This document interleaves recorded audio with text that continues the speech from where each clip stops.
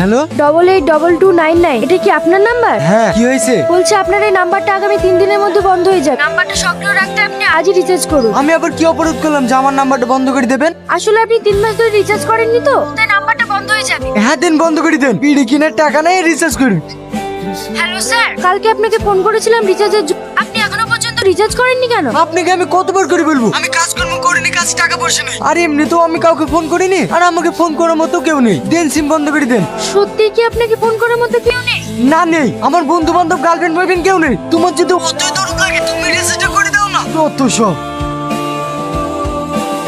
মেয়েটা সত্যি তোকে রিচার্জ করে দিল? আমার তো বিশ্বাসই হচ্ছে না। আমি কি মিথ্যে কথা বলছি? তোরা তো নিজের চোখে দেখলি। আমার মনে হয় মেয়েটা তোর সাথে প্রেম করার ইচ্ছা আছে, জানিস? তা নাহলে রিচার্জ করে দেবে কেন? থাম থাম থাম, মেয়েটা আবার ফোন করছি। ম্যাডাম আপনাকে অনেক অনেক ধন্যবাদ রিচার্জটা করে দেওয়ার জন্য। দেখেন, আমি রিচার্জটা হয়েছে কিনা সেটা জানার জন্য ফোন করেছি। আমি আপনার সাথে 5 মিনিট কথা বলতে চাই। আপনি কি এখন ফ্রি আছেন? হ্যাঁ ম্যাডাম। কাল যে আপনি বললেন রিচার্জ করার টাকা নেই, কি আপনার কাছে টাকা ছিল না? না ছিল না। কেন?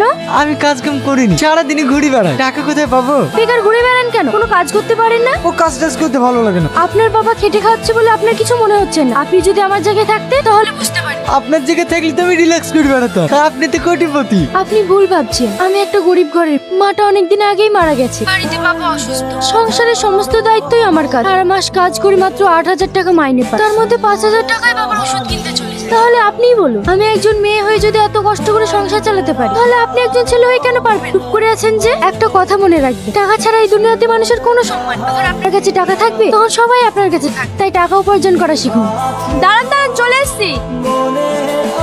তুই নাকি একবার ফোন করি। হ্যালো, আমি রাহুল বলছি। আমি আপনাকে কিভাবে সাহায্য করতে পারি? বলছিলাম ওখানে তুহিনে নামে একটা মেয়ে কাজ করে, ওকে ফোনটা দেন না। এটা একটা প্রফেশনাল লাইন, এখানে আপনি কারোর সঙ্গে পার্সোনাল ভাবে কথা বলতে পারেন। আপনার কোনো দরকার থাকলে বলুন, আমি হেল্প করছি। না না ঠিক আছে, রাখছি। হ্যালো, বিশ্বজিৎ বলুন, আপনাকে আমি কিভাবে হেল্প করতে পারি? হ্যালো, আমি তুহিনা বলছি। সকাল থেকে একবারও ফোন করোনি কেন? আমি তোমার ফোনের অপেক্ষায় ছিলাম। অপেক্ষায় ছিলে কেন? কেন তুমি জানো না নাকি তোমার সঙ্গে কথা না বললে আমার একটু ভালো লাগে না? ভালো লাগে না কেন? ওকে ভালোবাসি তাই। কি? ওসব কথা বাদ দাও। আমার লাইফে আজকে আমি প্রথম 500 টাকা ইনকাম করেছি। ওই টাকাটা আমি তোমাকে দিতে চাই। তোমার ফোন পে নাম্বার বলো। আমাকে কেন? জীবনের প্রথম ইনকাম বাবা মায়ের হাতে তুলে দিতে হয়।